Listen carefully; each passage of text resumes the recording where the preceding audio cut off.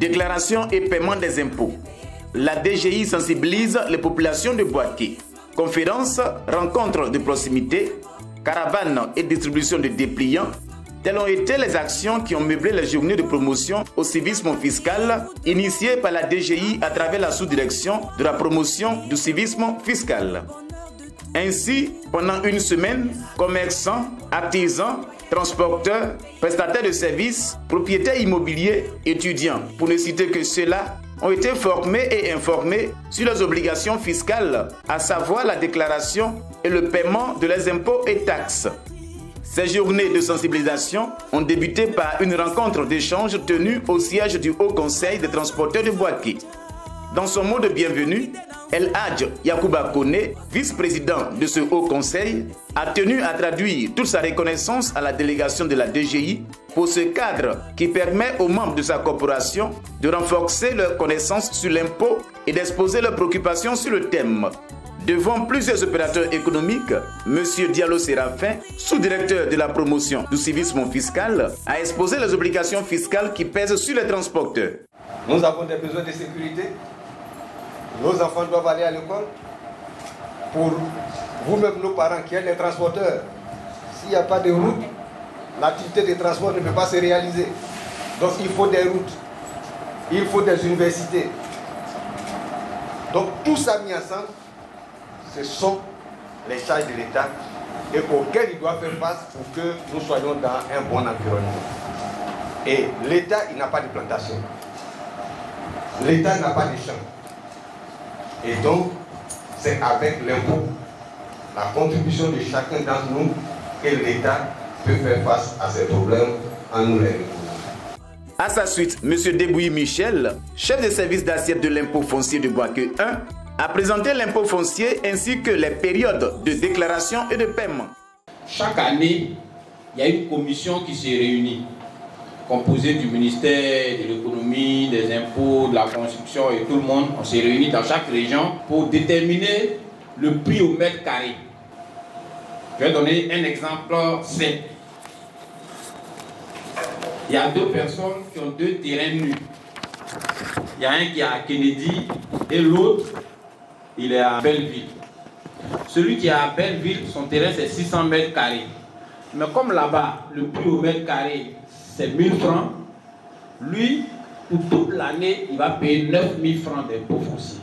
Celui qui est à Kennedy, le prix au mètre carré, c'est 3000. Donc lui, il va payer 27 000 francs d'impôt foncier pour toute l'année. Ça, c'est quand tu n'as rien mis dessus. Mais à partir du moment où tu commences à exploiter ça, l'impôt change. Parce que quelqu'un peut avoir un terrain nu, et puis il donne à un mécanicien. Il dit, bon, comme il n'a pas l'argent pour construire pour le moment, mécanicien, il faut me donner 100 000 par mois, tu vas prendre mon terrain. Là, ça change. Quand vous avez mis une maison dessus, là aussi, il y a deux cas.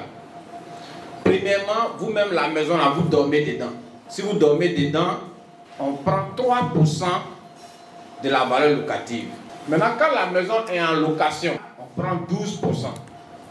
C'est-à-dire, vous avez une maison en location à 100 000. Quand vous prenez les 100 000, là, vous donnez 12 000 à l'État. Le dernier cas, vous avez votre maison, vous ne dormez pas dedans, vous n'avez pas mis en location, mais vous prenez pour faire affaire. C'est-à-dire que vous vendez votre marchandise dedans. Là aussi, c'est 12%. Ces rencontres ont été des moments de partage et d'échanges fructueux qui ont permis à certains contribuables d'exposer leurs préoccupations. Toujours au menu des actions de sensibilisation, la délégation de la direction de la communication, de la qualité et de la promotion du civisme fiscal s'est rendue au campus 1 de l'université Alassane Ouattara où attendaient les étudiants regroupés au sein de la jeunesse estudiantine de Côte d'Ivoire, JECI section Boaké. À ce niveau, un atelier sur la déductibilité de la taxe sur la valeur ajoutée TVA et une conférence ayant pour thème le lien entre fiscalité, gouvernance et redevabilité ont été animés par l'émissaire de la DGI.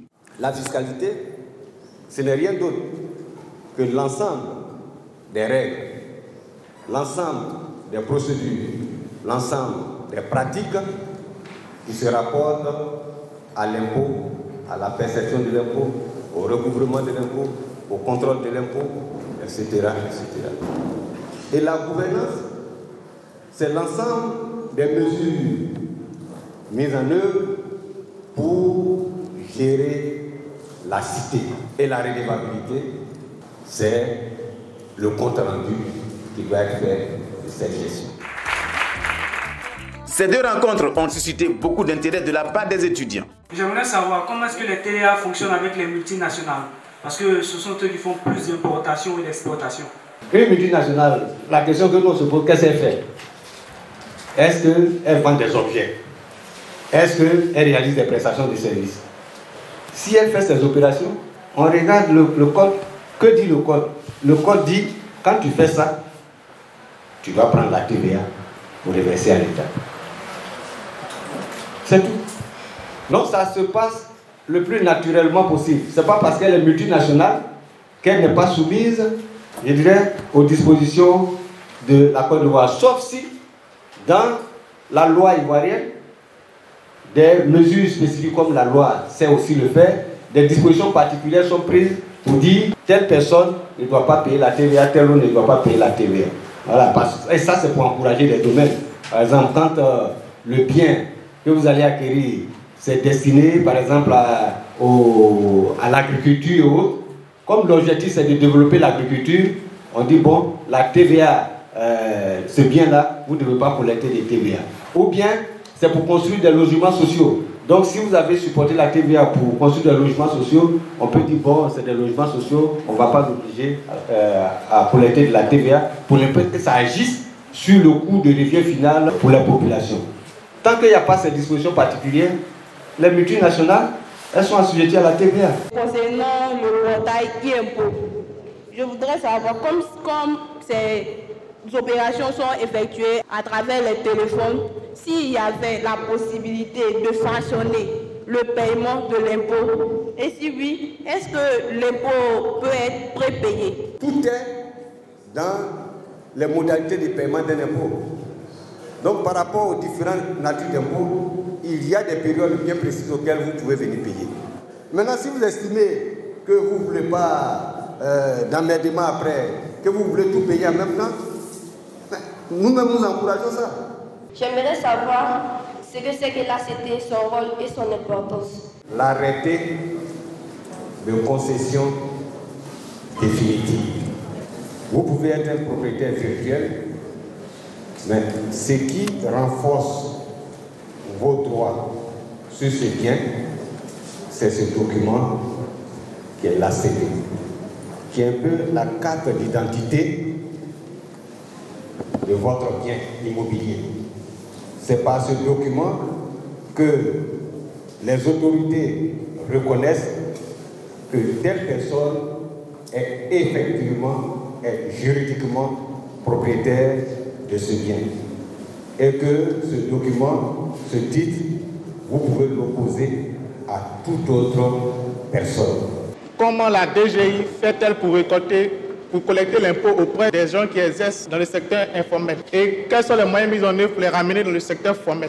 Ce secteur formel qui est caché, où se développent de grosses transactions, la plupart du temps, parce qu'il est certes caché, il n'y a pas de traçabilité, mais le volume des affaires qui s'y développent est très important.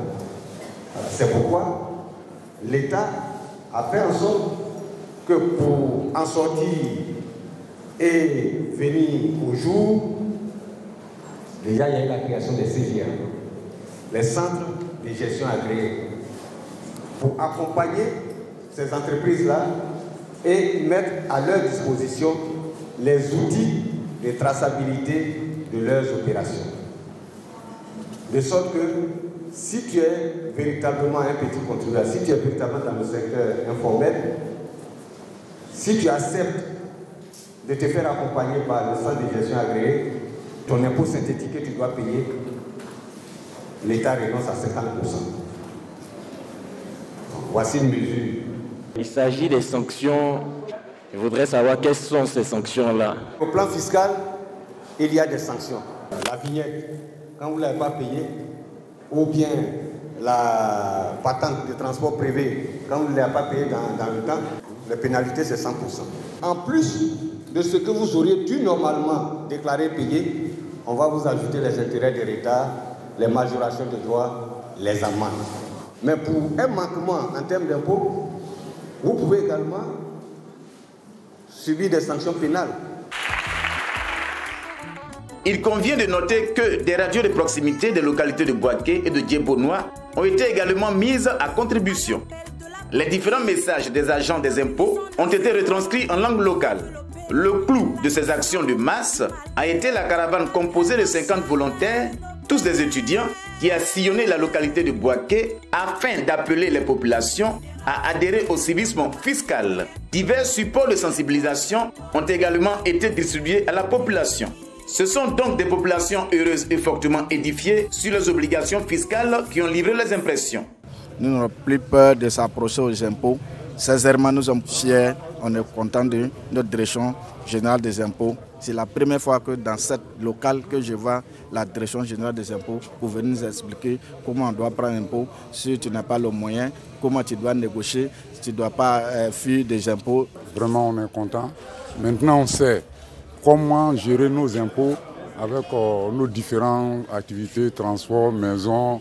On sait où il faut aller, se renseigner pour ne pas avoir peur, puisqu'on avait beaucoup peur. Le fait que vous venez nous rencontrer et nous expliquer, nous sommes édifiés aujourd'hui, nous sommes instruits. À partir de cet instant, nous allons prendre nos bâtons pèlerins pour informer nos adhérents pour qu'ils n'aient pas peur des impôts. Et la réunion, ça s'est bien passé. Sans impôts, on ne peut rien faire. Nous-mêmes, nous donnons conseil aux gens. Même le service de marché, là, si vous ne payez pas, après vous se plaignez que la route n'est pas bonne, la route n'est pas bonne. C'est ça qui fait la route.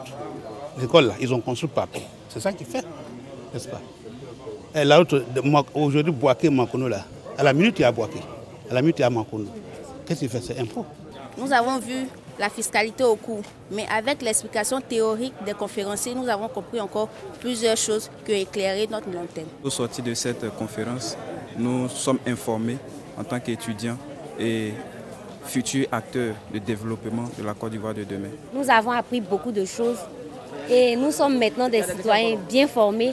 Nous allons continuer de sensibiliser les gens sur l'importance de l'impôt. Il faudrait que le contribuable en question, qui a des obligations, puisse savoir de quoi il joue comme droit. Donc en ce sens, faire le compte rendu de ce pourquoi il paye l'impôt est une question cruciale et cette réponse qui a été donnée lors de la conférence nous satisfait et peut nous donner davantage d'engouement dans le paiement de nos impôts. La gestion des impôts, la perception des impôts est encadrée par des normes de transparence et c'est l'un des aspects de la transparence qui nous amène vers eux pour leur parler de comment l'impôt est levé, comment l'impôt est utilisé et comment le compte rendu de l'utilisation de l'impôt est fait. Ensemble, cultivons le civisme fiscal.